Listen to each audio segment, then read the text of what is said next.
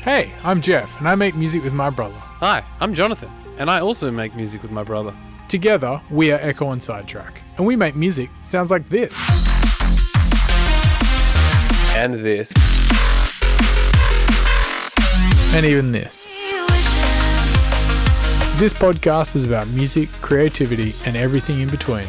Welcome to A Band Apart with Ekko and Sidetrack. Welcome to this week's episode of A Band Apart with Ekko and Sidetrack. Welcome. We've got something a little bit different this week to celebrate International Podcast Day, which is on Thursday. Yes. We've decided to dig up a little bit of a conversation from The Vault. Yes. And The Vault being the 30 podcasts that we did as we were kind of refining our podcast style, weren't we, Jono? Yeah. So we started a podcast in 2018. 18? I want to say earlier, wasn't it? Wasn't it like 2017? And we spread it over because we do one a month. Yeah. We would once a week. We started one because we obviously liked podcasts a while ago, but we never got into a routine with it. And also we would record, as you listen, like quite long, unedited conversations with people. And and there was some editing, but like they were quite long and a bit rambling. Casual, but like we wanted to like capture that, for lack of a better expression, that Joe Rogan kind of energy with people. Often we recorded with one mic in between us all, and we kind of like talked at the room mic. Yeah. And we would also interview people based on kind of like touring schedules to a certain degree. Like we got a few drum and bass guys. We spoke to Fred Van Graphics when they were here. We spoke to Shock One and Fetstar. We spoke to Ross from Zombie Cats. And in this conversation, you'll hear Josh from Hybrid Minds. We first met Josh at Liquidity in 2017. Yep. And he came to Perth and played at Breakfast. Yeah. In 2018. And then we saw him again in Liquidity 2018, and then he came back at the beginning of 2019 for Breakfast, right? It's in the past. It really doesn't matter. Yeah. But so Josh was in Perth, and we said, let's hang out at the studio and he's jam on some music. He ended up staying at our parents' house. Yeah. He stayed at our house for a couple of days, and we worked in the studio. Actually, we started playing around with the ideas that eventually became Paper Birds. Yeah. Paper Birds started as like a Hybrid Minds collab. Well, there's an exclusive for Exclusive. And so we were jamming on that kind of stuff, and then we like let's have a chat and do a podcast, and like with the goal of kind of to get a bit of an origin story. Yeah, I think so. Because we cover the origin story, where Hybrid Minds came from, what he was doing before. And then it basically descends into a bunch of ridiculous stories that we all tell. Yeah. And having listened back to some of it, it's great to hear that we've improved, I believe, in our conversational skills. I think so. And our recording methods. I think so. It's definitely the new podcast, the current podcast is definitely more refined. Yeah, it is. But nevertheless, it's still a very enjoyable and funny conversation. Yeah, I would say the first 20 minutes is a bit loose as everyone like tries to loosen up, and we actually move locations. We were recording it in our studio, then we move into Carl's studio, and then we move into the room that Josh was sleeping in at our parents' house. So it goes after we've had dinner and some wine. So, but bear with it. It's a journey. It's a journey. And if you're a fan of Hybrid Minds, I don't know how much. I mean, they've got the radio show now, but I don't know how much just talking they do on it. Yeah, and they probably don't tell these guys a story. No, but both Matt and Josh are so fucking funny and hilarious, so ridiculous, and I think that really came out in this conversation. So I'm happy that happened. Yeah, so enjoy the next hour and a half or so of our conversation with Hybrid Minds from 2019. What did you have a question about the painting? Well, I did, but then I thought, what? We can talk about the painting. No one can see it. Yeah, that's all right. Perhaps you can describe it. How would you describe that? An upside down child? On a swing. No, someone on a swing looking back. In a... Is it pre-Banksy or was it... Did he know about Banksy at the time? Yes. So funny you bring up Banksy because it's actually a Banksy quote. Ah, so it's a rip-off. Completely. Yeah, it's like our brother went... Your brother? Our older brother. Ripped off Banksy. Ripped off Banksy. Okay. That's fine. As any... and he made some really great stencils. He's got a really cool one of Audrey Hepburn that he did in his house that looks like really pro and it's like really big. Yeah, cool. And he did a really cool one with tape.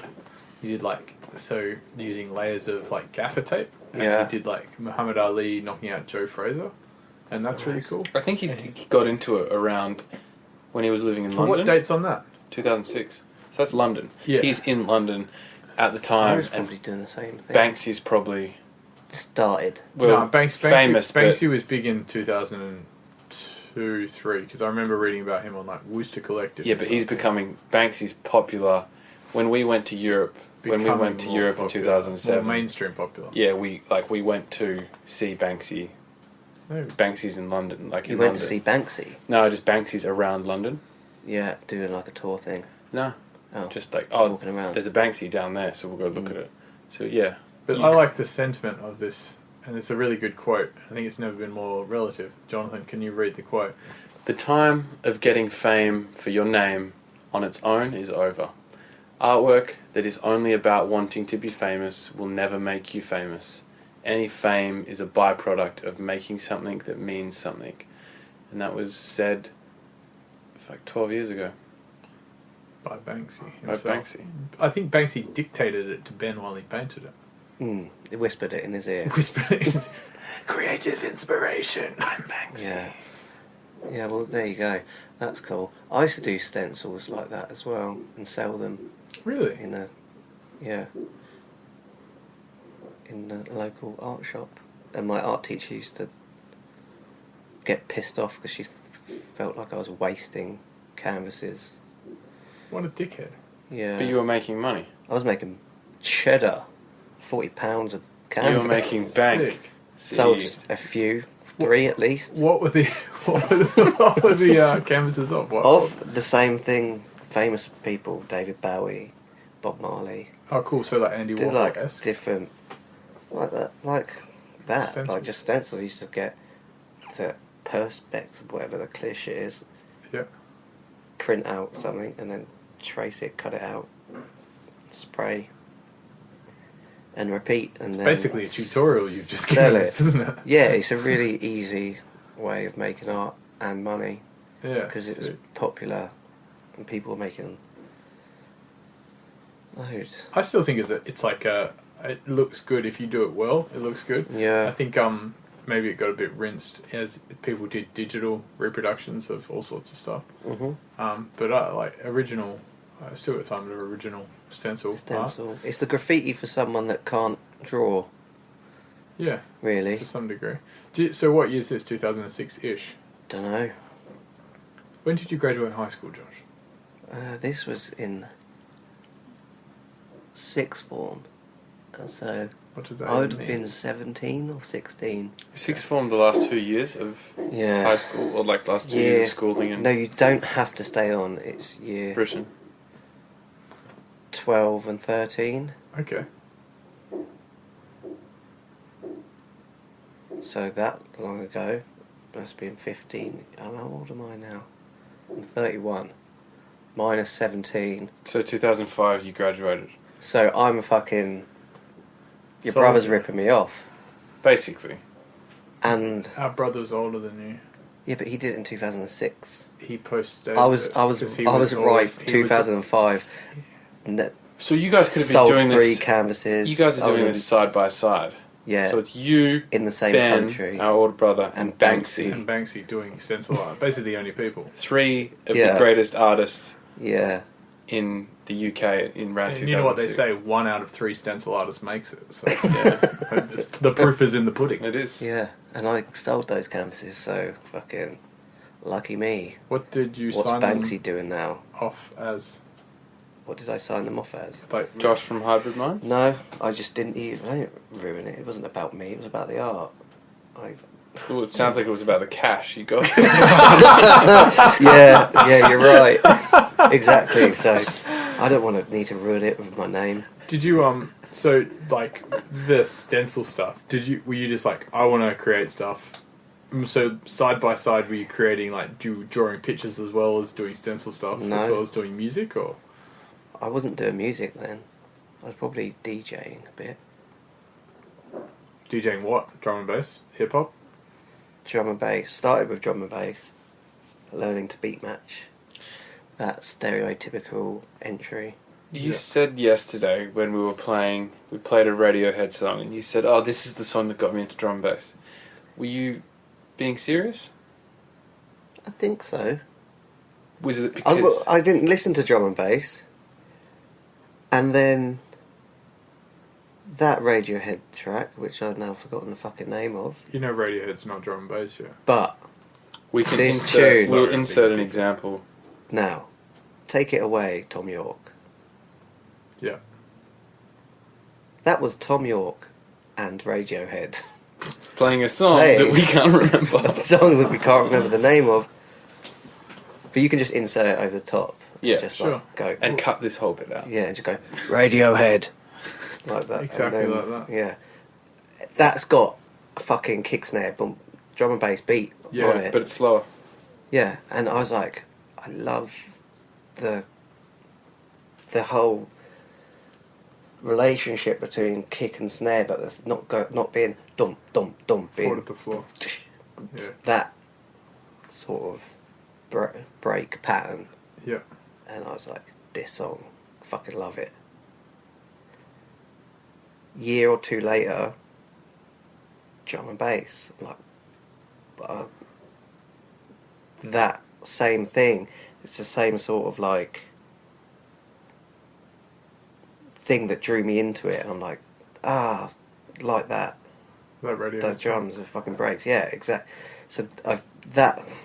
Do you remember what the first drum and bass song you ever heard was? Oh, I mean, not specific. it would have been like when I was in school and people were listening to tape packs, and it would have been like Jungle and like all that original Nutter sort of stuff. Yeah. Fuji's bootleg or something. Yeah. But then, into it, you just hear it. So that would have been like the first sort of stuff I heard. But when it became And then when I actually got into it, it was probably like, let me think, it was probably Pendulum. Maybe it was their remix of that Pack of Wolves tune. Fuck yeah, what That's a a good tune, tune. man. We went through a phase of playing that in the last 2 years. It might have been that. It was sort of like, Nightbreed. I had a lot of friends who were like, Pendulum remix. yeah, I had a lot of friends who were into like proper like rockers, basically. Yep. I was more of a hip hop, into my hip hop, and then I suppose that relation between rock and they brought in a lot of people, didn't it? From who weren't into drum and bass were like, sounds like fucking heavy metal. I also reckon they just changed the sonics on drum and bass. Like you listen to. Well, they started using it's like rock drums. That's what the massive thing was, I think. Because people weren't using big hits really before Pendulum. And It was messy, lots like of wash. mad, It was like yeah. rock drums. But also, changed that's the game. like the way that songs were mixed as well. It was really, really interesting. Like if you listen to, like, Are you having a piss? oh yeah, Fuck. It's a hot piss as well. oh this. Can I? Do you want to drink some? Yes, please. Hang on. Let me just piss right into your mouth. Oh. Yeah. Wow, that's quite a heavy. Oh, you got a little bit on your lip. Yeah, I think that sound that. Yeah, oh, a little bit more for you, Johnny. Straight from the source, straight Right back, in. straight into the. I can't believe I got it all in. Oh, my shirt's a mess now.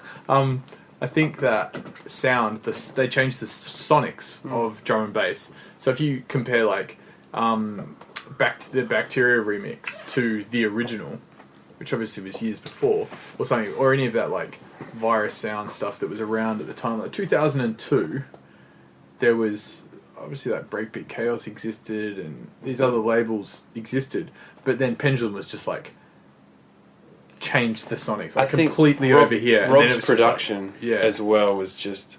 It was a new take on it. Yeah, it was just big. It was like less sampled sounding breaks. Yeah. Synthy and it's like his stadium rocked drum and bass kind of thing. It was sick. Yeah. That's cool. And then from there, that's an entry, and then from there on is the fucking open up into the world of drum and bass. And was this in the town you lived in? Yeah. Yeah, sick. And then would you make trips to the like bigger cities to like see bigger things, or did you just like, was there a scene? No, there was a little scene. My friends, that was probably like skateboard day. That wasn't. I'm not DJing then. I'm listening to it for a year, but not like religiously. I'm not fully involved and gone, well, I need to fucking discover everything. Yeah. And then after that, I meet someone who lives 6 houses from me, who is DJing, learning to mix, I suppose, or can mix slightly drum and bass. And then I sort of like, oh, I want to do that. Yeah. And then from that, meeting them, finding out about different artists, and then getting into jump up and liquid stuff at the same time. Yeah. Were you buying records at this time? And then I started buying records. Got myself a pair of Newmark belt drives. Yeah. Mm-hmm. And I think mixed Turn Down the Lights by Benny Page with Too Bad by Taxman. Sick song. Good mix as well, that would have been. Yeah. After 6 months of doing it 20 times a day, it was. That's sick. And I reckon I like that there were no tutorials on how to do it. No, you just had to have someone teach you.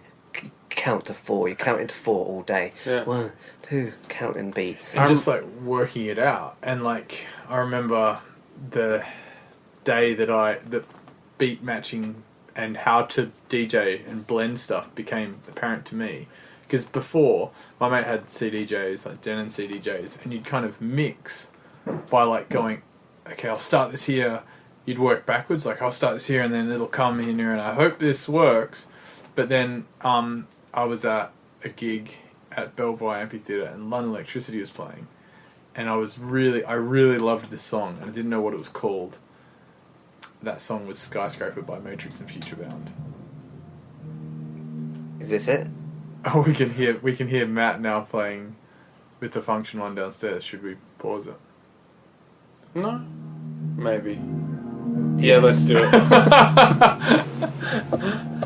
Yes, welcome back. We've moved to a slightly quieter zone.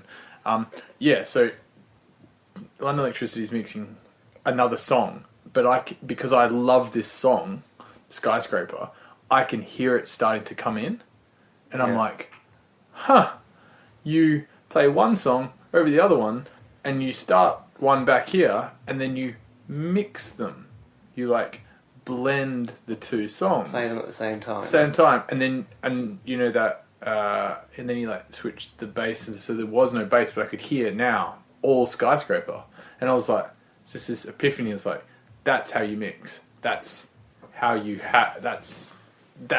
this is the thing. I was probably on drugs. Blew your mind. Actually, I was definitely on drugs, and I was like,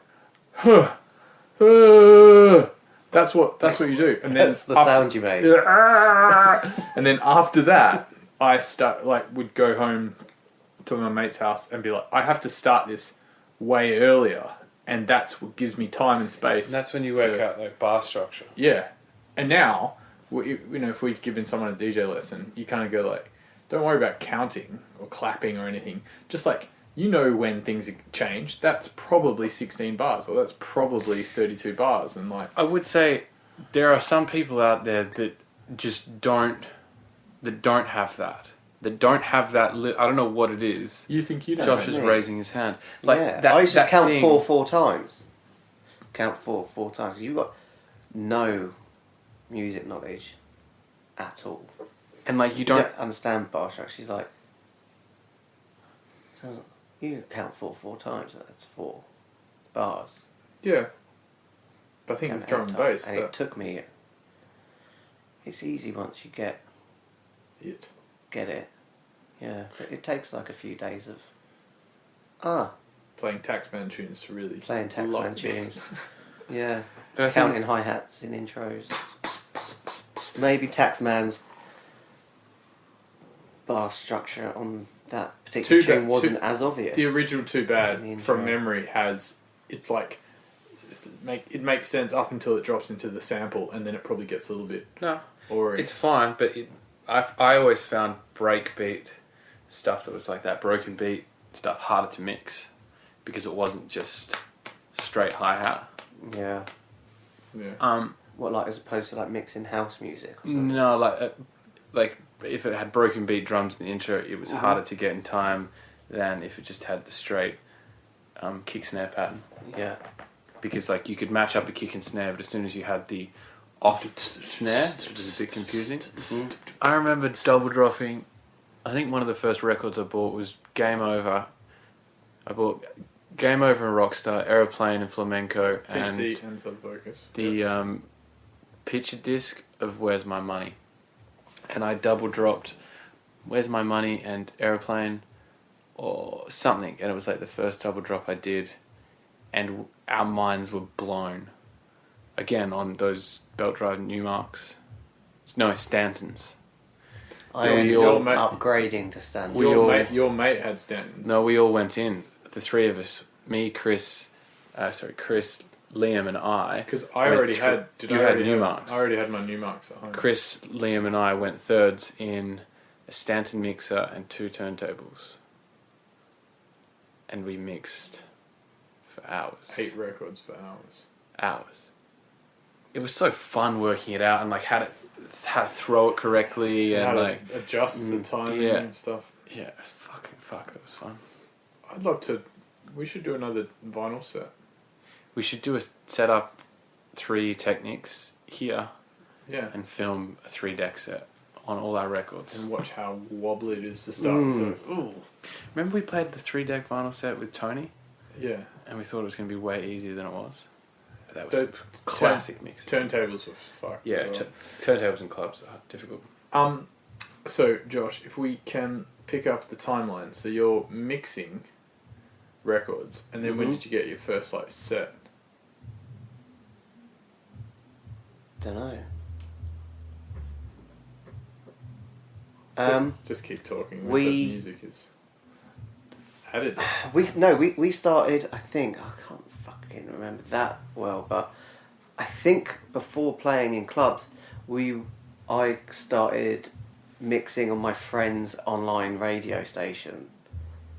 Not his radio station, but his show. On a online radio station. So did that. We do that once a week. Just like back-to-back sessions round a friend's house. Yeah. And then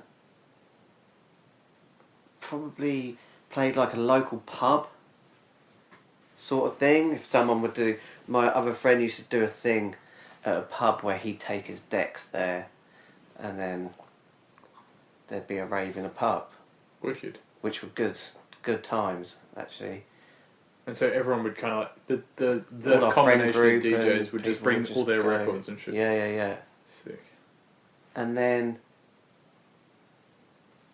That would have been like the first place I played out in a local pub. And then went from there. I started my own show on a different online radio station, and then Matt, the other guy from Hybrid Minds, was also had a show on that online radio station. Oh. I'm a jump up DJ. I basically do a jump up show on a jump up online radio station. And then I start a year or so later, I start playing like room 3s and stuff, like innovation and whatnot, because I'm also doing graphic design for promoters. Yeah. Oh, that's So they're like, we'll give you a set. Instead of paying you. At first, yeah, that's how they tried to do it. But then it was like, we'll try and pay you not much and give you a set. And I was like, okay, sort of, that's fine. It got me playing, networking with people, playing with other jump up people that I looked up to. I used to think every jump up producer lived in LA, had a pool and a speedboat. And like they made it like, he's got a speedboat. He came here. Speedboat's a good name for a tune. It is, I suppose. Better than body bag. Yeah. Or body towel. Body towel. As we talked about at the beach this morning. What was your name at this point? Haste. Haste. Haste. Yeah, I know. Hey, What are you doing in my studio? Shit. He's here. now we have to move back. Why isn't the air conditioning on? I don't know. I don't know how to turn the air conditioning off. All I know is how to do the power. Oh wow! Oh, You used a remote. You should feel free to join. Pull up a seat. What are we talking about? We're just talking about Josh's beginnings as a jump up DJ, doing flyers and stuff for like jump up people, and like not getting paid at first, and being like, you can play room 3. Innovation and stuff. Yeah. DJ Haste. Haste. Yeah. DJ Haste. So when did you and Matt get Why together? are you laughing, Jono? This is fucking... It's his life. What's so funny about Josh's life? DJ Haste. I don't know. Sidetrack. Yeah. Hey, Sidetrack's cool. Yeah, it Ekko's is. definitely not. We didn't think it was cool until Nick from Lodestar told us in the car. He's like, I really like your name. And we're like, that's all the confirmation I needed, because we were ready to change it. Yeah. All DJ names are bad. Yeah. They're all embarrassing. It's the equivalent of pretending to be a footballer playing football in a school playground, except no one grew out of it. And you're like, I'm going to be a DJ. It's like, oh, you have to make up a stupid name. Just so when the postman brings you stuff, you look like you're into some weird shit. I'm Pele. And you got to choose it in your late teens or early 20s and then live with that for the rest of your life. Yeah. Yeah. Yeah. If you're lucky enough to have a career that lasts that long. But there has been people that have decided to change names and still made poor decisions as adults. They're all poor decisions. Life is just a series of poor decisions. Wow. Who's got a good DJ name? I think Subfocus is a fucking cool name. I like Logistics. And Logistics is Logistics is That's a good. name. Yeah, but when Logistics called himself Legit, he's gone to his mates. Yeah. Got my DJ name. It's Logistics. They'd be like, "What? Are you a fucking postman? Are you a Shipping. I think of courier shipping. now? Refrigerated Like, shipping. Matt Logistics. Yeah. I'm bringing the music to you. Yeah, they're all lame until you're familiar with them. Yeah, and that's then, true. Well, I mean, it's. I've always come back to the band name Tool. That's got to be one of the shittest band names in history. Yeah. And it's You not. don't think about It's it. about association with art, and like once you associate it with something good, it's like You grow into your name, kind of. exactly. Yeah. Any band, it's all the good, cool words are kind of taken in some degree, or they became cool because of their association with something else. Well, you're getting into a much deeper. What is Semantics. a cool word? Semantics. What is cool? Yeah. When what is like that's different. That's As for DJs and producers, I think we should really weigh in on what we think are cool words. Our extended knowledge of the English language. 4 men in their 30s. Yeah. We're definitely... Oh, yeah. It's our authority. This is the epitome of cool right here in this room. 4 guys talking into a fucking microphone that's inside a yogurt container. We're professional. Seeing behind the curtain. But with the... when did Hybrid Minds become? Right, so... online radio station. Me and Matt are both on it.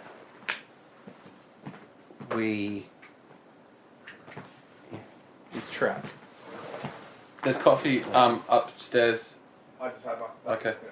Does he need to finish his album? He needs to fucking shut the fuck up while we do a podcast. Is what he needs to do. Nah, we'll probably move back in a bit. Okay, so me and Matt, same radio station on the internet. I'm doing room freeze, getting to know a bunch of the scene through designing flyers, doing release artwork, meeting all my jump up heroes. All the guys with Speedboats. I'm on the phone to X-Man. He's at Legoland. He said I remember this phone call. X-Man calls me. Hi, have the flyer job for you, artwork related stuff. He's somewhere, sounds busy. Where are you, X-Man? I don't know if I addressed him as X-Man. I'm at Legoland with my son. It's popping off. And I'll never forget that conversation. And I was like, fucking phone call with X-Man. Made it. At Legoland. He's at Legoland, yeah. And so I'm known as DJ Hayes, the flyer, the guy that designs flyers. Yep. I then, through those contacts I've started to create, I'm like, I'm going to start a digital record label. What year is this? I don't know. It was in the past. Some time ago. It's good enough for me. This podcast is vague as like Yeah. our podcast in general. We're just like, why fact check it? Yeah, it happened. Yeah. Fucking, I promise. And then I'm doing that. I'm releasing music of like small, sort of up and coming jump up guys. And then Matt's also got a couple record labels. Everyone had a fucking record label basically. Yeah. And then I meet Matt, start getting involved with his record label, doing the artwork, and start like running it with him. He's got vinyl label. This is What was his label called? Motion Sensor. It was called, and so his DJ name was Sensor, SENSA. Yeah. Yeah, not Sensei, who came later on, and it was like, you just got the same name as me with an I on the end. There's going to be trouble. Was there trouble? No, there wasn't trouble. It's fine, you can have it, I'm in another. Yeah. Okay, so I'm now running Matt's label. He's producing. I'm like, all these guys I met, Magistrate, DJ Pleasure, whatnot, who at the time I was like, these are the fucking dudes. Yeah. These guys are slaying it. I'm getting releases off them because I've got better, like, not better, but I've made these relationships with people through my artwork. Mm-hmm. So I've got slightly in with what we saw as like the top tier of the jump up guys. And then did that for a while. Started DJing, doing like a few small label nights or whatever with Matt. And then I was like... Sensor and Haste, yeah. Then we wrote one tune together. I'd always DJ'd Liquid behind closed doors sort of thing, around a friend's house. Yep. Not in a rave, not on online radio. And I wanted to start getting into production, and Matt was like, had the knowledge. So I got it easy because I got taught little tricks straight away from someone that had been doing it a long time. And I did a collab with Matt which essentially was a bootleg of a track by... It was To Build a Home by Cinematic Orchestra. Yeah.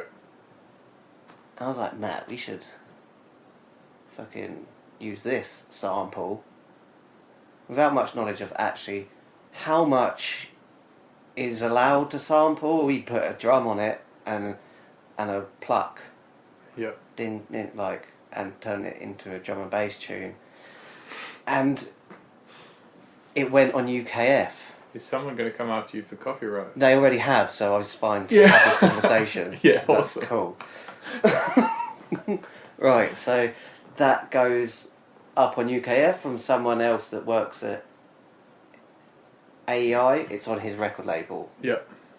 A guy called Jimmy Danger and Ben BMK. It goes up on UKF and it gets we're like, they've got 17,000 views in a day. Yeah. Fuck you, Jump Up, we're gone. See ya. Yeah. And then we were like, that came out as Censor and Haste. Not on YouTube anymore due to legal reasons. And then we just carried on. And is that when you guys decided to become Hybrid Minds? Was Hybrid that the Minds, last yeah. Censor and Haste collab? Yeah, and we almost managed. And before the track came out, we've hit up Ben and Jimmy, I think, if I remember correctly. And we're like, yo, we want to call this Hybrid Minds. And they're like, nah, you're not established. Censor and Haste,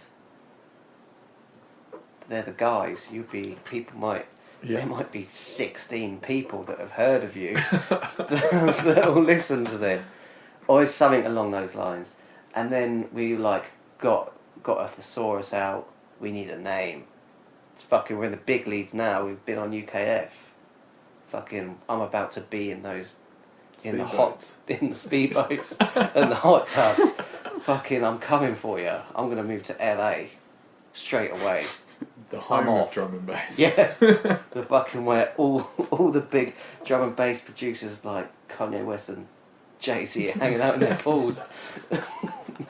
I'm off. And yeah, we just carried on doing that. Lucky as fuck that Luke at UKF Lifetime Music and uploaded it, and that got us our following, and then released music on Audio Porn, were our first label as Hybrid Minds, and they got us our first photos done and all that. We're like, I'm in Shimon's house. Yeah. Now. I'm almost. Where's his hot tub? Yeah. What the fuck? His boat must be in the marina. Yeah, his boat. Where's his boat at? Is this the couch you wrote Shadow Nose on? This one that I'm sitting on? Yeah. It was like one of those moments, right? We're going to the Drum and Bass Arena Awards with Shimon. Oh, really? Yeah. Sick. Fuck. So, we're like... 2008? 2010? Let's go say that. Okay. That sounds sometime in right. the last 10 years. Yeah. Pre-Time Warp, post-Time Warp? Pre-Time Warp. No, post-Time Warp. Post-Time Warp. Then it's not 2008. Okay, I'd say... 2010. I reckon 2011, okay. 2010 to 2012. So, post-Rocket. Let's measure time by sub-focus releases. Yeah, that's pretty nerdy. Should we just stick to years? Because I don't know. Like you can't get the years, so I thought we're adapting. Yeah, I know more about years than I do sub-focus releases. Okay. 2011. Can we do that? Sure. Yeah? Splash is a free download. No. Yeah, no. So 2011. Yeah. Hybrid Minds is popping off. We started. We're like, thanks UKF, you've let the world know. Yeah. We're here to share our fucking vision with you guys and our creativeness. It's cool. I like the fact that audio porn has given a lot of new guys chances and broken a lot of people, which I think is really cool. Really especially build people. Stuff like you.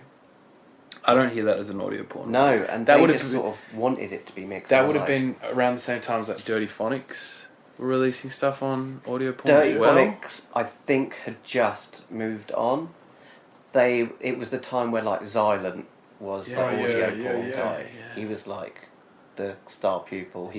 You go on Shim's house, there'd be an Apple on his desk. It's fucking Xylent, top kid of the class. What? He didn't. He gave an apple to Shimon? He didn't. Shimon was eating an apple. No. It was How close is it? Is there a speedboat and an apple, or is it an apple and a speedboat? Is Shimon's desk a speedboat? No. That would be a cool test, though. But it is. Of the studio. But it is in a hot tub. You just drive. You drive. That's how you produce. Sorry, we've. Anyway, yeah, Silence we're the getting guy. sidetracked. Wow, Shimon, proper label. Yep. They've got it's like it was Shimon and Bonnie, his girlfriend or wife, I don't know. And they're killing it. They're wicked. They proper sorted everything out. Got music videos done and all that sort of stuff. And then we sort of. There was Go on. No, there was another guy on audio porn called High Maintenance, but that was later. No, he was there. James was there when we got involved. Okay, sorry. He was a good guy. Yeah, and they got us our first like gigs abroad. Okay. We've gone to Austria and done a DJ set. Sick. Wow. Hey, Speedboat, level up. I'm coming for you. Yeah. Maybe a second-hand jet ski at this point. Yeah, not even close. One flipper. You're allowed to go in You're allowed to go in the water. Yeah, and then we sort of wanted to release on other labels as well. I'm like, Spearhead, these guys, proper Liquid guys. They've released "By Your Side" by Spy. Oh, okay. That song is like life-changing, best track I've ever heard. Probably one of the best samples lifts Awesome. ever. Yeah. Just a straight douche. Yeah, but let's not, No. I'm not judging it. I don't want to take anything away from Eric. It's a sick tune, Yeah, man. well, It's beautiful. I'm hearing someone pointing fingers at No. Spy by your side. Not at all. I'm hearing someone attacking Spy aggressively. Yeah, publicly in a public. Publicly calling out. One half of Ekko and Sidetrack is calling Spy out as a phony. He's a phony. Yeah. No, I love That's his music. That is one of the greatest samples. I remember finding the vocal as well. Yeah. Yeah, the vocal's been used in something else since Artificial Intelligence or a track on Integral. I was like, the vocal's back. That one. Yes. Used slightly differently. There's a few vocals like that that are just too good to let go. Yeah. But yeah, that track and then all of stuff. I think Netsky had something on there. He was stuff, on Spearhead, early. Well, every day. I can't remember. Every Day was on Liquid. Starlight. That was on Starlight. Was on K. Radar Music. No, that's No, Murdoch's. wasn't it? Was Starlight on KG's label? Oh, was it? Shout out to KG. And he had stuff on like Grid and Yeah. Liquid All Sorts, who we had a chat with. Who? Oh yeah. That's the next part. But so we're like, oh wow, stuff on Spearhead, stuff on Liquid All Sorts. Who happens to be our label manager now? Guy that used to run Grid with Twisted Individual. And it's all just artwork connections that I made, because I used to do work for them as well. And yeah, then we just Spearhead, and then after that, now we're here. We started our own label, and still no hot tub.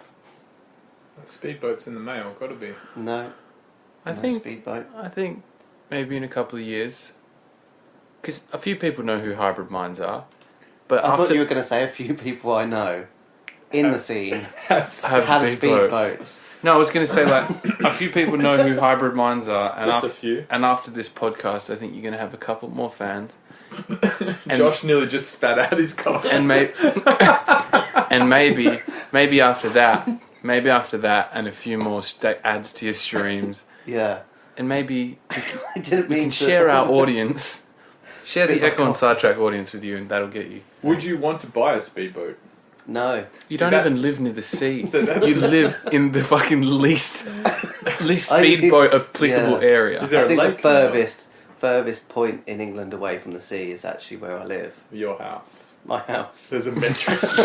Yep. That's where I live.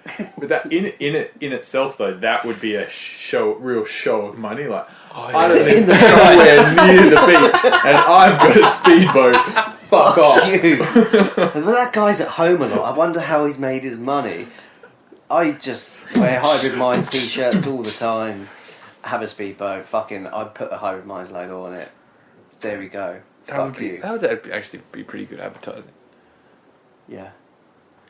But yeah, a lot of people. I was just using speedboat as a reference. I think it's a beautiful reference. Significantly better than our sub-focus timeline. Yeah. Or equal to. Hey, let's not move. Let's not get into some fucking reference semantics. So I suppose from my understanding, that's a really good way of understanding where Hybrid Minds and the stuff came from. I was sorry to interrupt. I was going to say, let's go back up to the room. Oh yeah, because Carl's itching to get. Yeah, he's scratching at the door. I don't know what he's doing. We are ignoring. I don't want to fuck with his shit program. All right, just record it. Keep it. Okay, yeah, keep recording. Let's record and walk.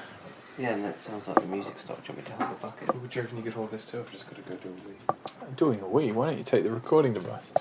I've already done it. Oh! Yeah, I'll hold this. Okay. I'm pretty fucking the coffee out here. It's like it's strong. It's like a drug. It's good for your soul. And now we'll go back upstairs to our studio.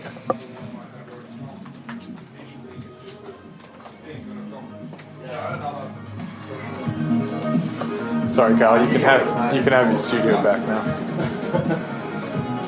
We've just caught you listening to your own music, testing out the speaker. Oh, look who it is! Well, it's Raya. Full house today. It is a bloody full house.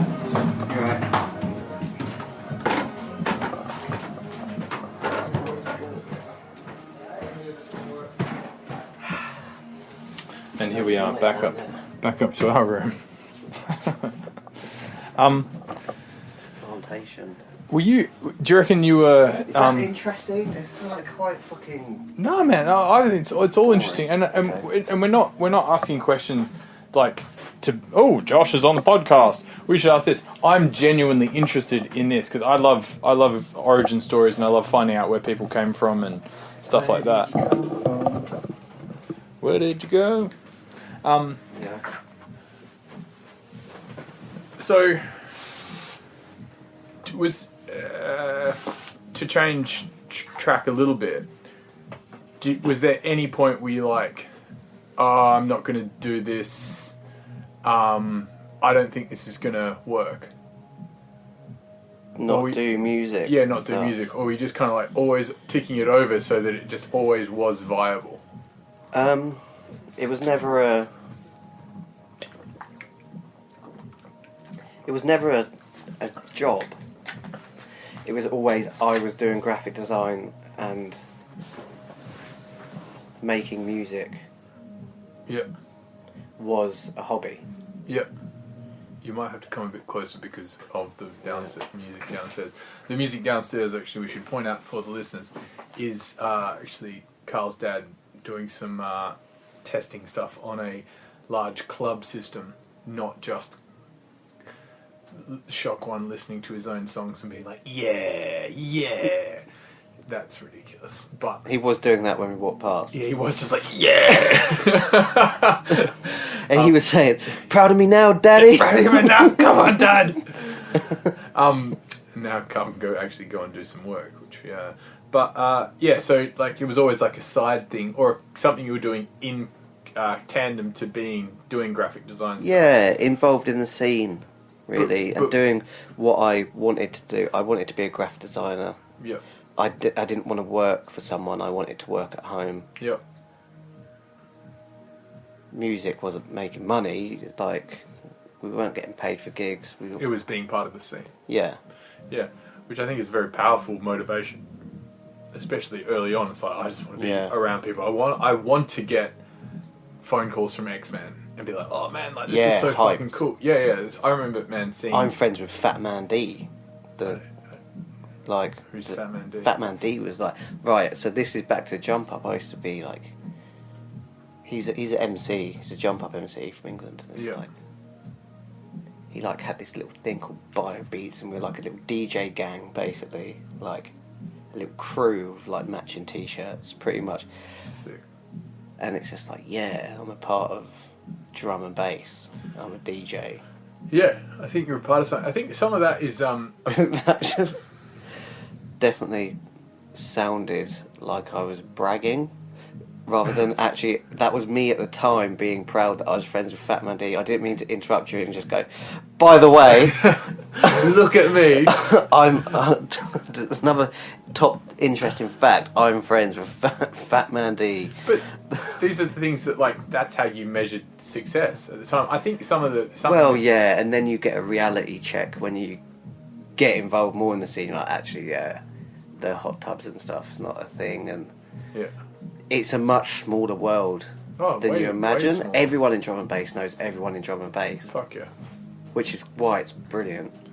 Do you think as well, like, I mean, I won't put words in your mouth. I think that some of what is missing now is that straight up scene where people would do anything to be part of the scene, and you just wanted to be part of this thing, and it was like, oh, I love all the music and stuff like that. Now people seem to like think that they can circumvent. It's like, I want to be, instead of wanting to be part of a scene, everyone wants to detach and be in their own, doing their own thing. Maybe, no, less so. Like, I mean, more like, you know, you become a DJ because you're in the scene, and that's how you interact and interface with the scene. But now people are like, I'm going to just become a DJ and not participate in the scene. I'm not going to go to gigs. I'm not going to do anything. And then after a year of practicing DJing and fucking around with my friends and doing all that stuff that we all grew up doing, then they just move sideways and be like, hey, give me gigs. And you're like, who the fuck are you? Like, what, are you part of it? Yeah, you can't. That's not an option. It wasn't, especially in the UK, that wasn't an option. You can't do that. It's the time when I was getting into it, you have to be a producer to get gigs. Yeah. It was starting to happen, but it hadn't happened. You could still come through the ranks, especially in the jump up world, as a DJ. You could, like, a lot of guys like that own labels were as big as, I suppose we've got an example now of, like, say maybe Kazra, someone like a label owner, respected, can play critical notes, and up there with the top producers on the label. It's similar back then. That doesn't really happen now, does it? There's no like new DJ, like predominantly DJs, record label owners that are like, I'm a good DJ, I'll fucking headline room one with the other guys. It doesn't happen anymore, but at the time you could work your way up the ranks. Yeah, just through DJing and networking, who you know, them giving you breaks and stuff, because everyone, especially in jumper, everyone's doing the same set, everyone's playing the same tunes. It's not like I'm going to see that person to hear them play their tunes. If you knew people, you got dubs, and it was all about who's playing that new DJ pleasure track that everyone wants. And as long as you had that, you're good. So I was building, definitely you have to be a part of it and sort of try and climb the ladder, and then you realise actually there's another 60 DJs playing this room free that I'm playing. This is definitely a long road. And then you realise, actually if you make music, you have to now. There's not. That's how you stand out. It's really hard to stand out as a DJ, I think, especially when people do have this. Now the CD decks, this was like the transition. There was vinyl, and then CD decks started, and I was playing clubs, and they were there. But now it's just like anyone can fucking triple drop anything given 20 seconds, and then the next one, like, it's that skill's not as important. We just get a function 1 test downstairs. It's sick, like the switch between like, yeah, subs are good, yeah, just test this one. Yeah, like I also think that it makes for a healthier scene. Is this making the conversation sound like way more intense and dramatic? Yeah. Like we're on like some crime thing. Like, You got to work your way up the ranks. only then will you get to face the big boss. Yeah, I think it makes for a way healthier scene when people want to get involved in all aspects of it, rather than just like, let me be the headline guy. How do I get to be the headline guy? It's more interesting as well. Like it makes people stand apart, so you can go, oh, that guy's going to play his own tunes. You hear interesting tunes, you just. It's so loud.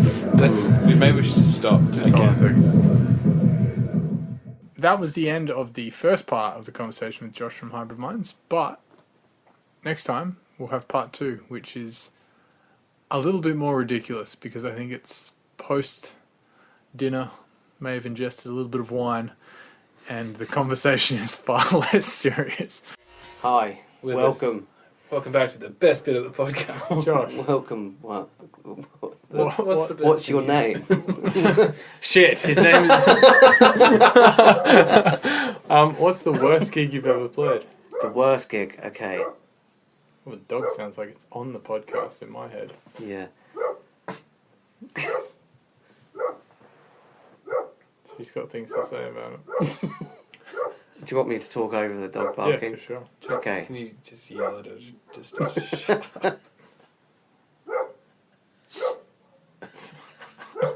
Polly! Fuck. That was good. Right, worst gig I've ever played. Oh. That rude bitch. Polly, come on. Come on now. Come on now. So, worst gig, like, I don't know. Sometimes the worst gig, in hindsight, you're glad it happened because... Oh, like, I mean, not even... It was... Okay, no. Okay, what was... The one in my head Yeah. is, because this is the best story of a worst gig. Apologies to the promoter of that gig if you're listening.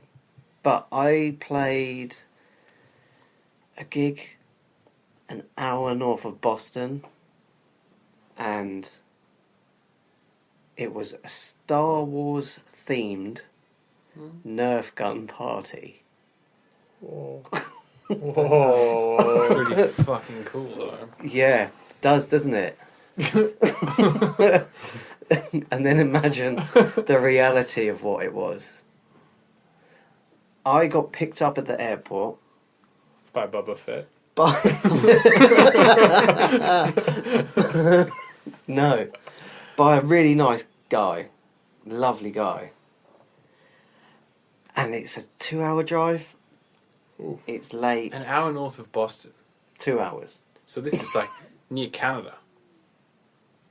That's very north. That's Okay. super Yeah. north. Is it? Yeah. 2-hour drive.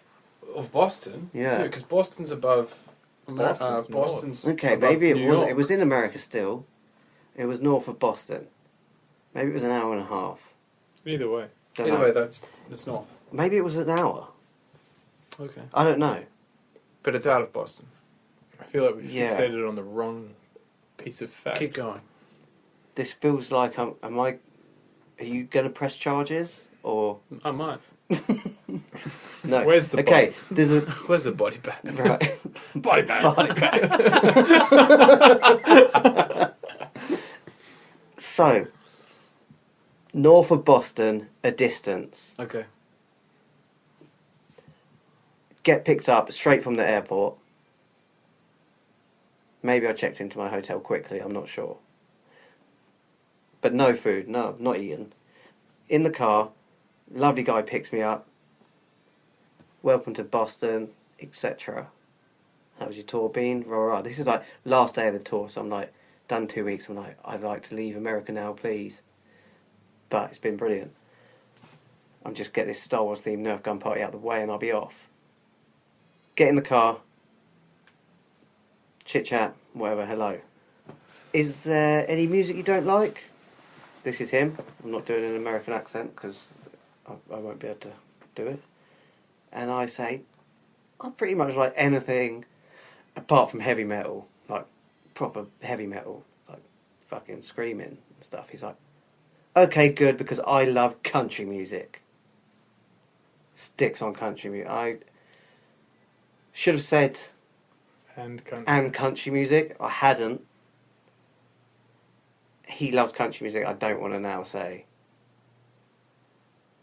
no, because he's excited to listen to this for the drive. Yeah. Whole drive, explaining to me every backstory of every country music song that's being played. That's a funny reference because he's talking about this song and this and that. Oh. Yeah. So he knows his stuff. He knows his stuff, and he's sharing, and I that's fine. So an hour of country music. Nowhere's open for food. That's fine. I eat a nut bar from a petrol station. Get to the gig. Star Wars themed Nerf gun party time. It's going to pop off. Here we go. It's in a pool hall. Everyone in the club's playing pool and shooting each other with Nerf guns. Obviously, it's a Star Wars themed Nerf gun party.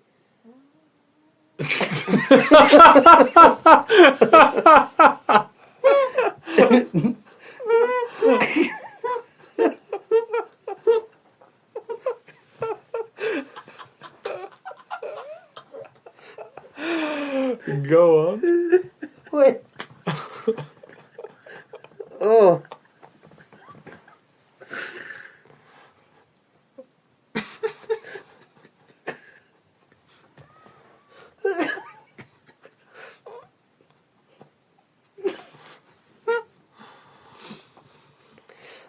This is my life.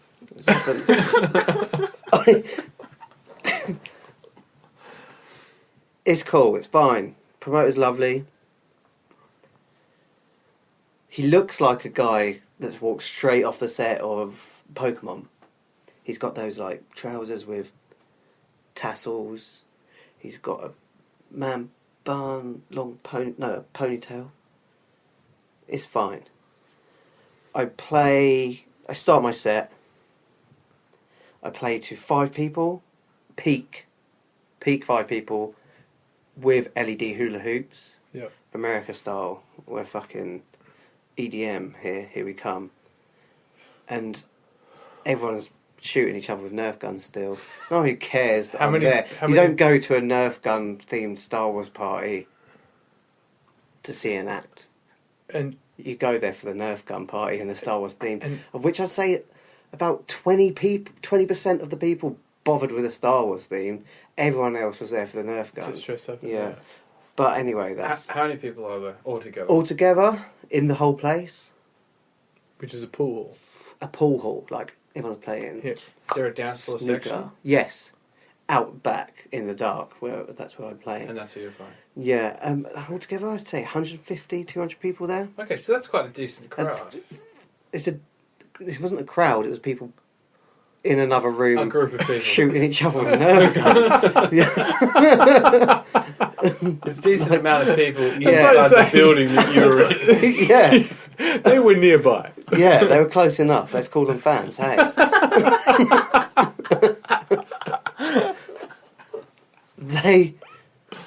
I go on after the Gabba DJ. Ooh. We're in America. There's a Gabba DJ. It's like a hippie thing. I play 20 minutes. The smoke machines have set off the fire alarm. Chaos. Everyone out. We've got to go. It's like the Death Star blowing up. Exactly. This is a Star Wars theme as it gets. They nailed that bit. We evacuated quick. Well, no, we didn't evacuate quick. Everyone's like, I don't know where I was. It was sort of like, you go to those parties and you're like, these guys Are playing Nerf guns? have never. This is like their day out. They are fucking. This is their Committed. day. Yeah. They're going in. They've not ever drunk. It's like, well, you know, people like seem like they've had their first drink ever, Yeah. and they're just like, whoa, fucking mad. It's intense. Yeah. It's like a year 6 disco. Yeah. Apart from there wasn't like boys sliding on their knees and stuff.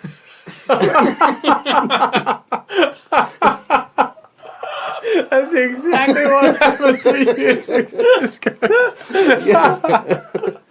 Yeah, you spend most of the time sliding on your knees, don't you? Yeah. That's it. Or standing on the opposite side of the room to all the girls who are standing there, and then a few boys break the ice by sliding on their knees, and then you just spend the rest of the time sliding on your knees. Slides past the girl. Yeah. Exactly. Bowling. So smoke alarm's gone off. Everyone's going mad. People are shouting at each other like they're going. This is promoter's friends. They're going mad. Everyone, get out! You're taking too long to get out. Get the fuck out! Like, it's intense for a fire alarm that's obviously been set off by a smoke machine. Is Mr. Happy playing in the background? Mr. Happy? No, I hadn't. Have you stopped playing? Yeah. I've USBs. I'm sort of like, Time to leave. time to leave. This is sort of good. I've got to leave work early today. This is nice. I go outside. Fucking mayhem. Everyone's running around like the place is on fire. 3 fire engines show up. Big American Yep. fucking fire engines. To what they can only presume is a kid's birthday party.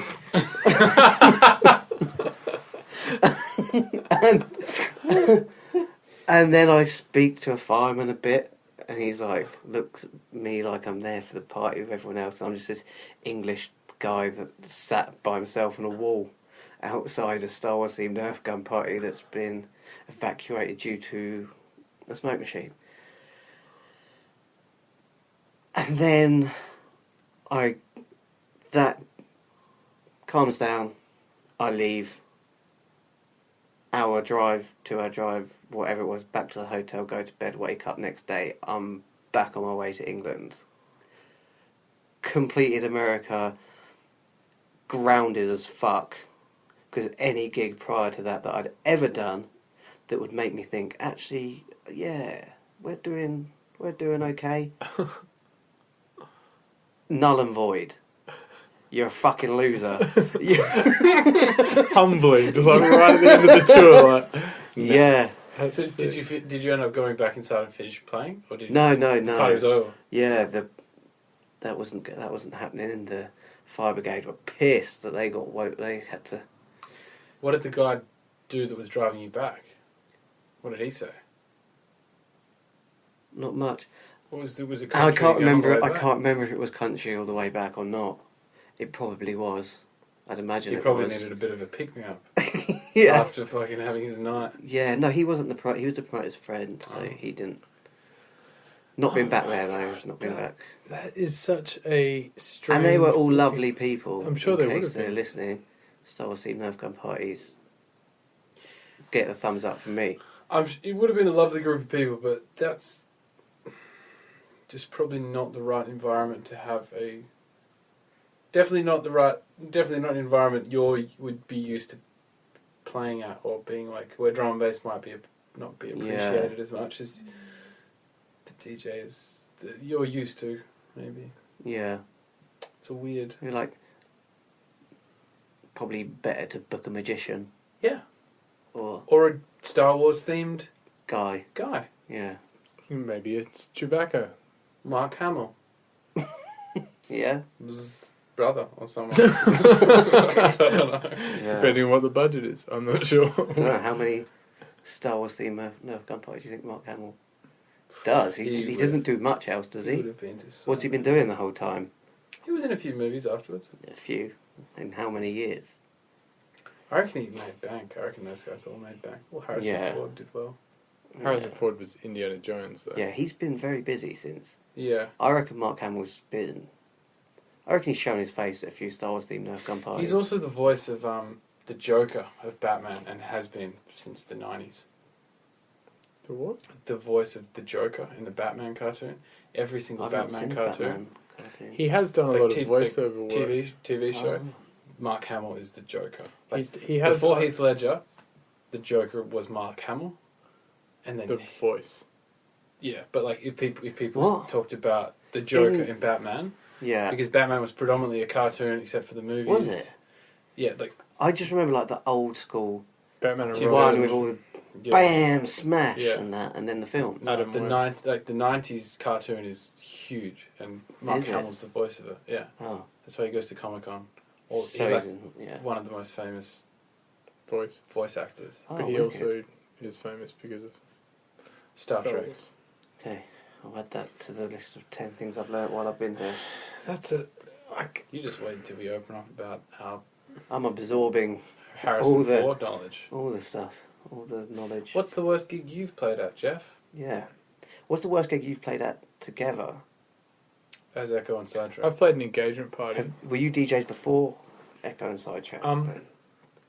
I would occasionally play DJ. I got in. Because we had decks. I DJ'd like for fun at like people's 18th and 21st and stuff, and like Did you bring your own strobe?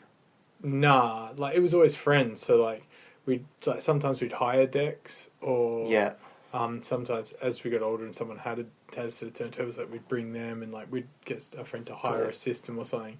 And people always had fun, and we just like we were playing everything from like Queen to like proper party DJing, and then like ending on drum and bass and like throwing some stuff in between. Have you ever played a wedding? Yep.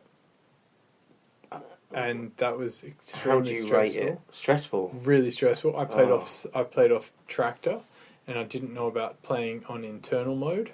Yeah. So I was sitting there, and the needle was skipping because it was dusty. For the wedding, the bridal waltz, the needle was skipping on their song, and the whole crowd just kept You looking fucked at me. up the whole. And I You just ruined kept the feeling like wedding. a fucking idiot. I was so I Wow. nearly forgot a chord that my mate who was coming down to this town later had to bring. Did that. And then I've played engagement parties where literally someone's come up to me and gone like, Can you just this? play? And I had like all sorts of. I wasn't playing any drum and bass. I was like Oh, playing really? like, party tunes. Yeah. And they just came up and said, "Can you just play Girl Talk? Can you just play Girl Talk?" And I was like, "I'll play you a Girl Talk song." And she's like, "No, just play Girl Talk." So what I did, I like had Who are girls? his Girl Talk was the dude in like Mashup. 2010 who was like the mashup dude. He was like Mashup famous songs. yeah, he was Okay. like the ultimate wedding DJ. Okay, But cool. some of his mashups were quite cool, and so I think What was his best mashup? What, He just what sort had of mashup did he do? heaps of them, like you know. Like those one where they've got like a Nirvana vocal or over Yeah, something yeah, else. Yeah. Yeah. That whatever song. Song I 2 just, with Like Blur. smells like Teen Spirit. Yeah, song over 2, the top song of Yeah. Blur song. Yeah. Britney but then, Spears. but thing, then was mix it. But he was like, you know, the first guys that did mashups were like too many DJs and like radio songwriters and stuff. But he took it Know to like those this guys. next level where it's like really mixed together, and he like, yeah, you just look up Girl Talk. I used to like doing that on like virtual DJ. Yeah, so I couldn't do it live. I mean, I did a few interesting mixes, but this chick just wanted Girl Talk, and so I just had his albums. So I just like Press play. put one. Nah, I still wanted to do something, so I had Okay. put track 1 on deck 1, track 2 on deck 2, and then looked Nice. for the end of the tune, and then like mixed it in my own little way in the last like 10 seconds or something, Nice. and did that for like 40 minutes, Fuck. and then People just thought you were killing it. no, but that made That's doing all this. Like, that He made some smashes people these dance, mashups. and then I like played some like With both different hands in stuff. the air. What a guy. And then yeah, I don't know, man. I reckon That's genius. one of those would be one of the shittier DJ sets I've ever played, and they're just like Are you still not- friends with that person? I wasn't even friends with the person. It was like Oh, it was like a second-hand job. kind of thing. Oh, that they were I like, know a DJ. that guy was fun at your I know a party. DJ. He's got some sick mashups. That guy was fun at that party that I went to because I'd play my mates' parties. Like one of the best parties I ever played was my friend. He'd have these Christmas parties at his house, which we called the Ranch, and we had this one Christmas party that was like, it was like themed, like beach themed, and our other friend who's a builder was like, oh, we should get some sand, a little bit of sand for the front yard, so it feels a bit more beach themed. And he's like, yeah, you should organise some sand. And so the guy goes, yeah, no worries, I'll drop off some sand. Man, he dropped off like, I don't know how many tons of sand, but he literally like half of this guy's front yard, which is reasonably sizable, was like deep in beach sand. And then we had a bar, and then that's the thing. He just had to like shovel it off into the next thing. It was a nightmare. Either way, we trudged it all through the house and everything, but we set up the decks in the back corner, and then like of the lounge room, and we were just playing everything like, just mucking around, just like, no real mixing, playing like Biggie Smalls and stuff. Yeah. And there was like 15 people going nuts in this lounge room, and one of my mates like basically surfed through on a fucking ironing board wearing no shirt, and just like that was what I looked at, and I was like, that is such a sick intense. And then you'd rewind that and then play some song that was hot at that moment, and everyone would just go nuts. Yeah. And it was so much fun. We've played a few weddings. As Hybrid Minds? As Hybrid Minds. Really? Yeah. Fucking the best gigs you can get. Sick. 'Cause you just get, you get to go to a wedding. Weddings are great. Well, a wedding party. Do you go to the actual wedding too? No. We go to like the reception, like they've had dinner. Now the entertainment. And it's sick because like it's a Hybrid Minds set. It's a Hybrid Minds set. Yeah, I've done 2 as Hybrid Minds, 2 weddings. I had Matt play at my wedding, and I played at Matt's wedding. Nice. Has Hybrid Minds? No, we didn't have like a full fee paid. There wasn't a lineup. There wasn't like an event page. No, but like you play drum and bass. Yeah. Oh yeah. And like I was like to him, look, just play Liquid. Yeah. He's dropping Mr. Happy. He's fucking going in right at my wedding. And then he's like, can you play at my wedding? I'm like, of course I can. Start with Noisier. And he's like, oh, okay. You just play like Liquid, my nan's going to be there, etc. Messiah. Like fuck, mate. After what you did to me, yeah, I think the one by Mampy Swift was a good one. That is a dun dun dun dun dun dun banging wedding tune. Marker, the lot. I was going in. It's so much fun, and like everyone, all his family left. That's and sick. Got him back for that, but. Actual weddings as Hybrid Minds, it's sick because like played someone's wedding and it was a surprise for the bride. Wicked. Me and Tempser showed up, did a set, and it was like we still speak to them now because it's like that's so cool to get to go to someone's wedding. How was it like a surprise? Did you like? She didn't know. Oh, and now we've got Hybrid Minds for a DJ set. Yeah. What did she do? And we came from the back curtain. No, they just were like, wow. That's awesome. And you just played for like 90 minutes or something? Yeah, did a set. Was and it in the UK? Tempter loves it because he's getting call and response off the crowd, and it's just so much fun because you can stop the music, make them have a first dance. Yeah. Like all that sort of shit. But that's cool. And you played just make drum some and noise bass. for the bridesmaids, etc. Just drum and bass. Yeah, just did a Hybrid Minds set. Was it in the UK? Yeah, and then we did one a few months ago for a friend who got married, walked down the aisle to an edit of one of our tracks. Whoa. And then played later and had like Charlotte singing and all that shit, and like to see like people's parents and grandparents like loving it and getting involved, so much fun. That's wicked. And it was like they had noise restrictions, so the music was cutting out, but then the guy's brother went round the back and like changed all the sensors and shit, so the music we could just go as loud as we wanted, and it was just wicked. It was so much fun. playing weddings is if you get into it, it's a good one. I got asked to DJ one of Jeff's best friend's wedding, which was in Lombok.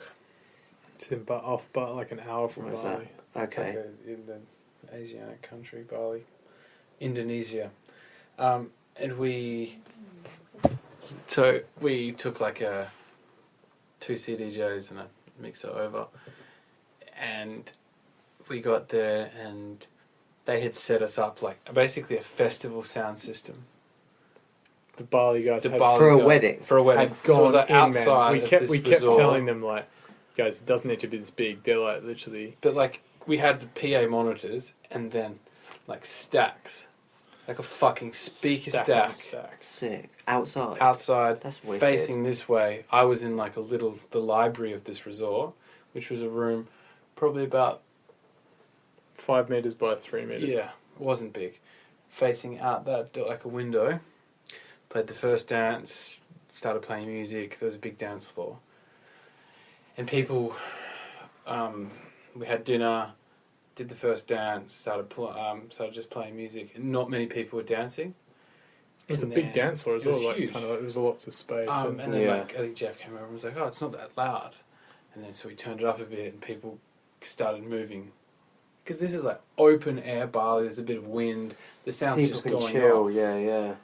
But someone from the hotel comes over and is like, you have to turn it down. Because we've had noise complaints. Because this fucking festival sound system is pumping down the beach. And there's pumping resorts, Marvin Gaye. Just like resorts and resorts and resorts. So they've had complaints. All sorts of stuff. Yeah. So we're like, okay, we get complaints, we have to turn it down. No one's dancing.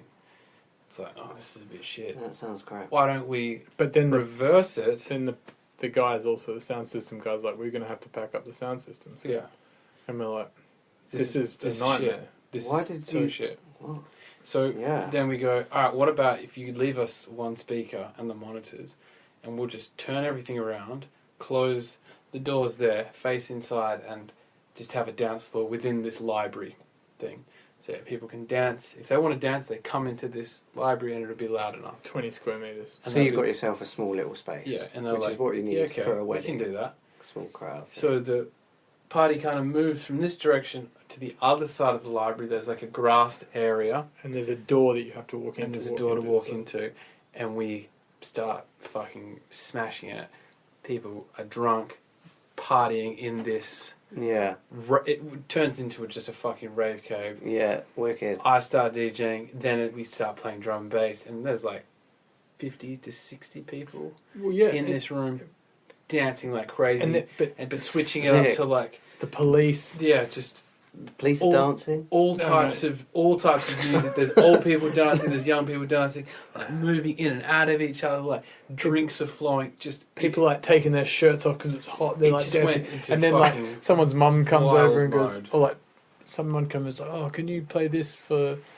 Byron came over. Can you play this song for my aunt? And then we like worked out a cool way to mix that song. Oh, that's cool. It just turned into craziness. And then we all went swimming, and it just turned into a party. And like that's it. It was the music. Fun. The music going into like the rave cave. Yeah, it needs to be in a small space for there to be a vibe. If it's too open, it's absolutely bonkers. I actually wouldn't.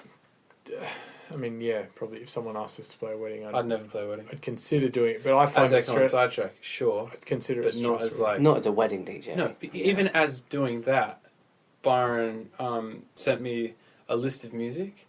He sent me a list of songs that he wanted. This is the guy whose wedding it was? Yeah. So he sent me a list of songs he wanted, plus a bunch of songs that he had from that list. And then I sourced a bunch of other songs that I wanted to play from other people. I made sure I had a Spotify account so I could play it's quite a songs. big job, isn't it? I had to have... Because you have to have, on USBs as well, you have to have... Someone comes up and is like, oh, have you got this Queen song? And you're like, yeah, I do. So I tried to collect as much music as possible.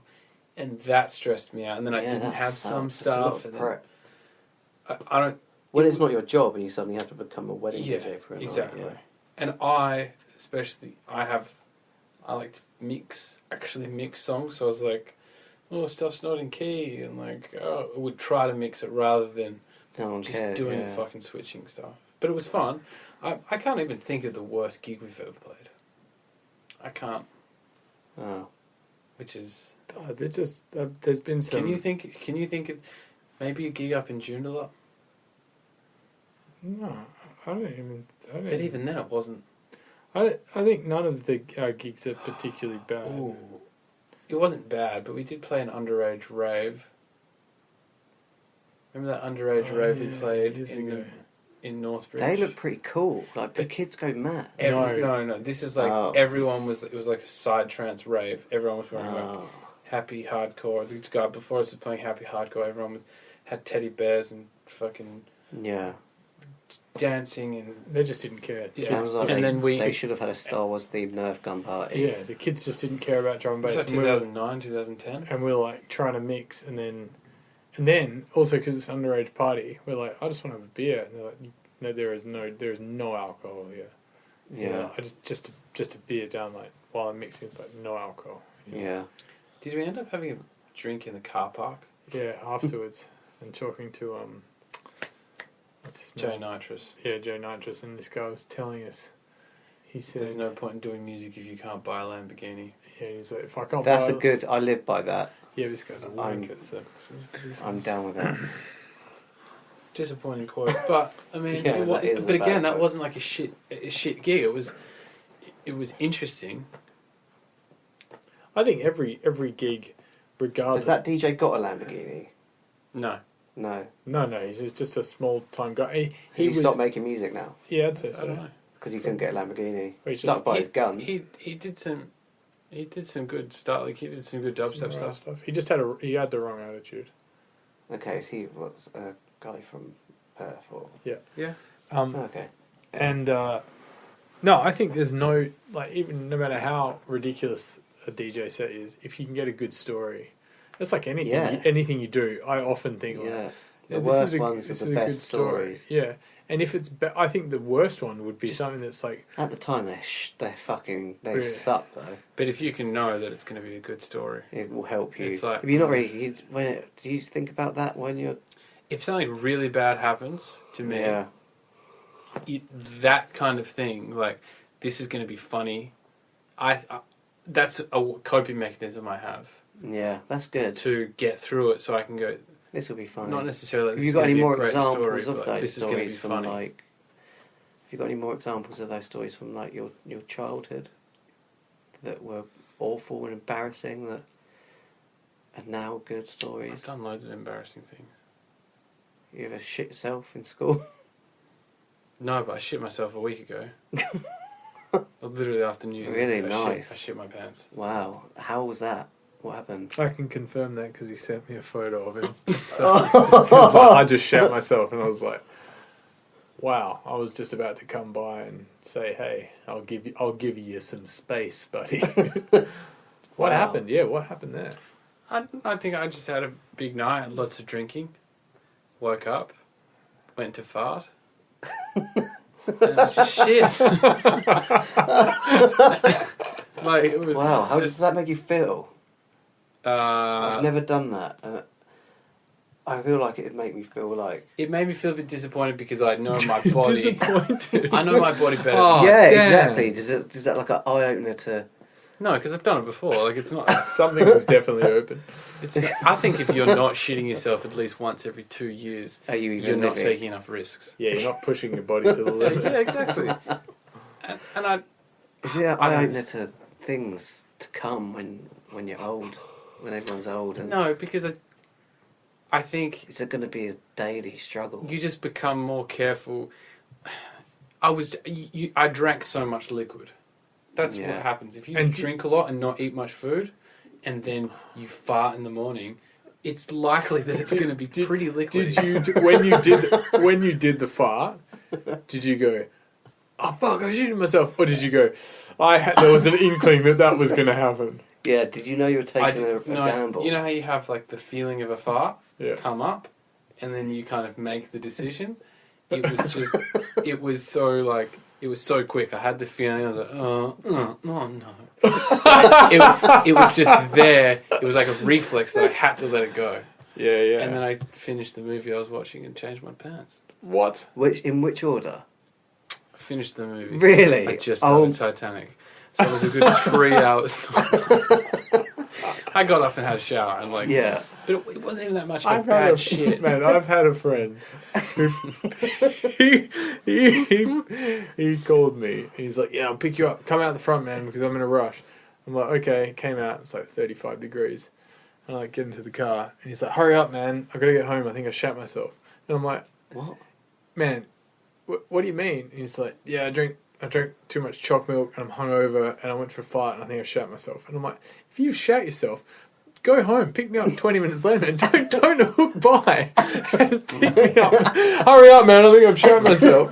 I think as well. Yeah, he got out of the car and he just had yeah, and he had to unlock his front door, and I slapped him on the arse. Why would you do that if you thought? Because in my logic, just like around. just smash it onto him, and he gave me the worst look. He was so mad, but that's what you get. That's a weird thing to do. I just think that's again just in the name of the name of humor. It was like my deviant mind was like, do you know what would be funnier than you shitting yourself? Me touching smashing the trousers. shit onto you. That is funny. That's fucking hilarious. I think I sung Patty Cake as well as I did it. But that's what you that's like. A bit funny. You always said that's what you do. It's not. Yeah, I don't know. That's what you do with some shit. No, you have to increase the opportunity for humour in every scenario you're in. Yeah. Okay. Especially if someone basically going, hey, I'm going to come past your house with a little bit of poo in my pants. Please don't do anything about it. Please don't make it any worse than it is. They're subconsciously asking you. Hey, please. Why don't you just fuck around with me a bit more? Like, play another game with me. Yeah, I think. Still friends? Yeah. Saw him the other day. That's good. That's it. That's it for poop stories?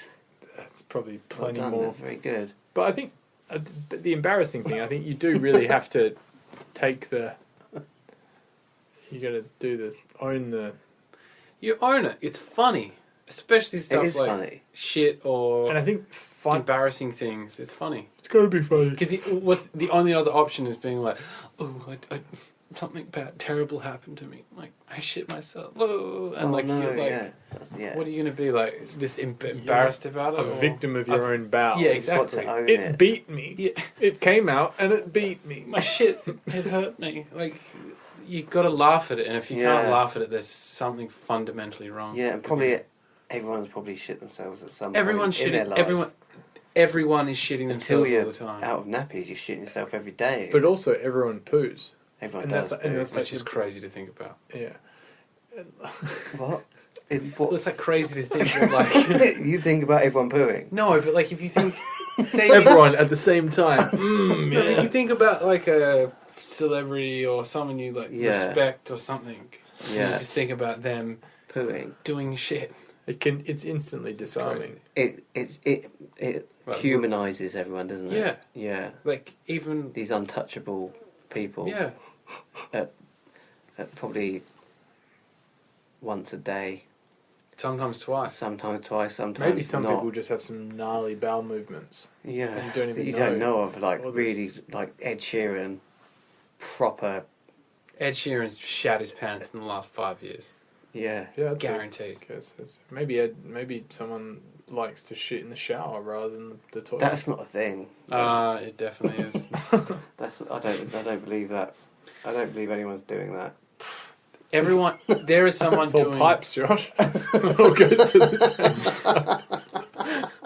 Especially if someone's wearing flip-flops in the shower, you can just mash that baby down and not bother your bottom of your feet. Wow. Do it in a public toilet.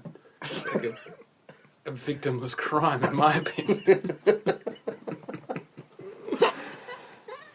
This podcast is going to be lucky if it makes it onto the fucking website, to be honest. I think this is gold. This is good stuff. Especially the poo stories, I think they're really good. That's what people want to hear. That's fun. What's the weirdest thing? Way thing more interesting than production. I'll do a little segue because I've got a poo story that is from an airport, and then I'm going to ask you. I'm going to give you a bit of time to think about it. what's the weirdest thing that's happened to you in an airport? But I remember going to the international airport. I wasn't even flying. I would have been 8 or 9 years old. Went to pick up someone with my mum and dad, and I have gone to the bathroom, and there in front of me, at the urinal, surrounded by people pissing in the urinal, was a man taking a shit. And I walked, and I was like, wow, the international airport, like, what a place. Like, what a place. I went to the core toilet, memory, isn't it? man, and I was like pissing, and I was like kind of laughing to myself, and just being like, old do you think you were? 9. And I was like, this is crazy. You And no one hero that day, Jeff. No. Fucking a hero at the international airport. But in my mind, I was just like, I'd never been to the international airport. This is the closest to leaving the country I'd ever been. I thought I may as well have been in the bazaar. And How exotic. Yeah, I was like, maybe that's how it's This is done what here. they do. This is what everyone does. Maybe that's And then I got to England, and the first thing I did... I'm just like you guys, see? But the fact, I remember even thinking as a child, I was like, why is no one saying anything? There was literally like a guy like next to him, like, Who's pissing. going to say anything? Would you say anything now as an adult? I'd laugh. Would you? I'd be like, go for it. I I wish I had your confidence. You just don't care. Just to start a slow How clap. comfortable are you with yourself? Start a slow clap. You do you, buddy. That's a Dave. That's no fucks given, isn't it? I've seen a person piss in That's his own mouth. I want to be that guy. He's He really doesn't give not a fuck. got a worry in the world. I'd say he had... Mental issues. No, not at all. No, he was owning it. He was in... What was his face doing? Was he looking forward like a cat, like just like concentrated, or was he looking around, knew what he was doing? He was not an Australian man. Was he aware what he... Do you think he mistook the... He thought that's Tool. what it happened. Yeah. He thought this That's is how you where it do was it. meant to be. So it was... Okay. So it wasn't Similar like... to like in Dubai airport, some of the toilet doors you open have got the squatty pose. the squatty poos. Yeah. Squatty poos, yeah, those things. So maybe he thought, Man, they're why have great. you got such a quick... They're great. I've spent a bit Yeah. of time in Asia. They're great. You ever want to do a turd real quick, squat. It just like comes out of you. But be careful doing it on Western toilets, because sometimes the plastic does break. Maybe you just lift the lid. What's the weirdest thing that's happened to you in Right. an airport? I don't think anything weird, really. Surely in transit some weird stuff's I happened. once had someone shout at me in America for getting my flip-flops out my bag before leaving the terminal. Someone run at me screaming. But that's sort of as far as that story goes. But back to... This is a sort of travel/poo story. Oh. I think... Right, so I'm probably about 14, maybe probably younger. I'm on holiday in Turkey with my family. This guy could have been Turkish. My guy. Yeah, I didn't see him. That's the first. I've never seen that guy. You're lucky. Okay, I'm on a boat, like a tour boat thing. So I'm travelling, sort of like an airport, right? Yeah, sure. Close enough. On a boat, day trip, everyone jumping off a boat, etc. One of them ones. I've got a bad stomach. Ooh. Because of the food I've been eating, I've got a bug. Yeah. Bad stomach. Go to the toilet. Lock myself in by accident On the boat. on the boat. Locked in the toilet on a boat. I'm like, this is annoying. My parents think I'm dead. Because they're like, where's our kid gone? We're on a boat. The boy How is old are in you? the water. I'm like... I saw him go in. He did not not come out. I'm early teen. I don't know how old I am. Surely I'm the young. I'm first like place they would have 10 looked was the- or I'm somewhere between 10 and 14. I'm not good with the time time things we've established. Subfocus probably just released Swamp Thing. No way, not yet. Before This is I'm a child. is that 90 yet? Maybe I'm less than 10. I don't know. I'm a child. And yeah, parents are like panicking. Where's our son? We've searched the boat. We've looked over the edge of the boat. He's gone. Fucking, they're shitting themselves. I literally am. What you are? Yeah. And then, Guy finds me. Help! I'm stuck in the toilet. And then, all's well, reunited with my family. Nobody died. But that's sort of as close as I could get to a weird airport story. Risque travel story. Risque travel, I suppose. Have you stayed in any... on a boat, on a holiday boat. Stayed in any super weird hotels? Oh, this is good. Actually, I forgot about this, because this is bad accommodation plus a poo story. This is what we like to extract on the podcast. Okay. Promoter, young promoter. I like how specific you get with your stories. You really like to throw people under the bus. Yeah, well, it's fine. No one will know. Yeah, well, no, I'm going to carry on. Fine, it's fine. Guy puts us up in his house, his parents' house. This is before we had an agent, so you get those ones where it's like, you don't really have a choice. I'm sharing a room with all the Dexel guys. Yep. It's good fun. We all know each other. All three of them in a room on mattresses on the floor in one of the spare rooms. Sleepover. That's fucking awesome. That'd be so fucking funny. Yeah, it was funny. It was, and like two of them, I think Dave and Smart, were in the same bed.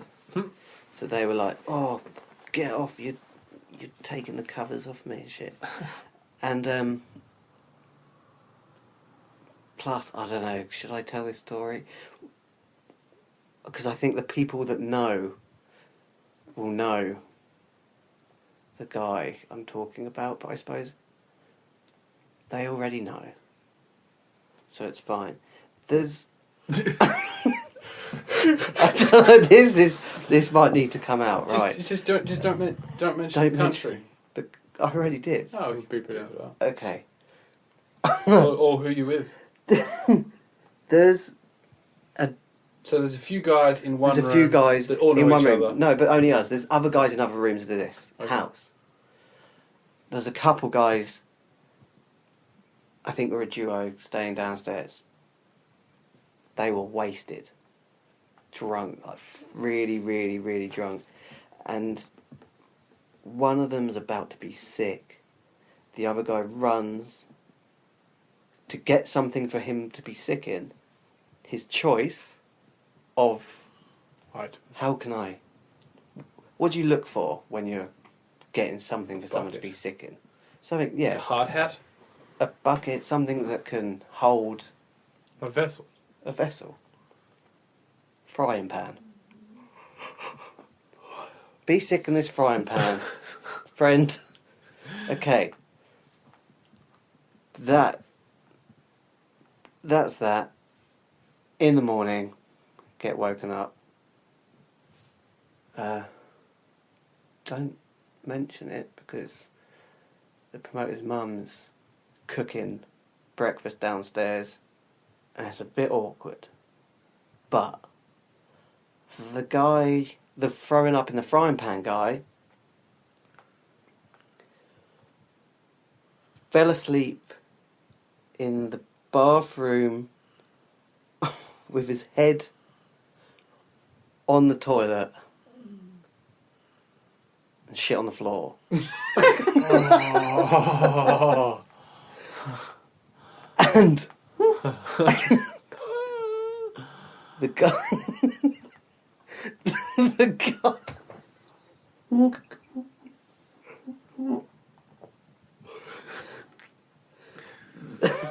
the guy who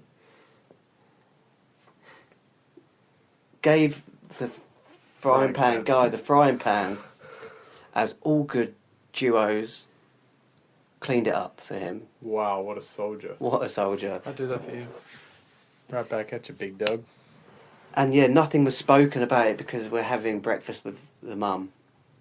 So I think the guy knew that everyone knew that he'd done the floor shit. Was she scrambling eggs in the frying pan? I can't remember because I was just like trying. Looking at him. No, but then it's like Poo you don't boy. want to look at him too much. Poo shitting on the floor guy. Yeah. Do you remember what joy That's he the was worst accommodation I've had. Not because I was there with Dexel, but because It's just awkward as fuck. it's awkward when someone shits on the floor. Yeah. It is always What is. duo was it? I can't remember their name, so I couldn't. How many listeners do you get? Nearly 600,000. Really? No, I don't know. Okay. Do you think? Yeah, I think we can. That's okay, isn't it? Yeah, No, we don't need to chuck if you were the shitting on the floor guy, would you? I just told a story of me shitting myself. Exactly. We should be. He should yeah. own it. He should send He us should a own photo it. of the shit. I'm pretty open about shitting. I think everyone has to be. Oh. You think? We should call it there. Let's call it the shit story. Yeah. I think there's some good. Where do we go from here? The only way is down, deeper into the gutter, really. Yeah. Yeah, I'll find the photo of the guy's accommodation. Yeah, and we'll post it At some alongside point. a photo of you when we put out the podcast. But it's been an interesting, disjointed, and hilarious, ridiculous podcast. Is this what they're usually like? Yeah, they range. They are completely. Yeah. It could be anything, and they're just conversations, man. That's the main thing. It's just like funny conversations, and this is indicative of the conversations we've been having for the last 4 or 5 days. Yeah. Like, there's some drum and bass, there's some music, there's some shit. It's been great fun. Thank you very much for joining us. Yeah. Thanks, guys. Any final words? No. Not really. Thanks for listening to this week's podcast. Make sure you subscribe to us on your podcast app and keep up to date with all new episodes. They're going to be coming out once a week. We are Ekko and Sidetrack on Facebook and Instagram. On Twitter, we are Ekko Sidetrack. Go listen to our music on Spotify, Apple Music, Tidal, YouTube, or wherever your ears consume happiness. Lots of love, people.